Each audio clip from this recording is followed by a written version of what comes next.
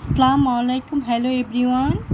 আমি আজকে 3 রকম রান্না করেছি, আপনাদের কাছে শেয়ার করছি। একটা রান্না করেছি মাছের মাথা ফিসা দিয়ে ঝিঙা আলু দিয়ে রান্না করেছি।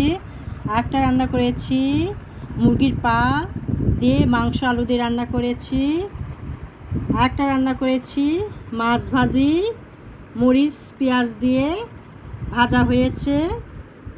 রেসিপি তিনটাই কিন্তু অত্যন্ত মজাদার, সুস্বাদু, খেতে কিন্তু খুবই ভালো লাগে, সবার প্রিয় খাবার।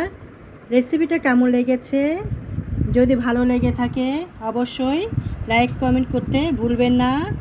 আল্লাহ হাফেজ।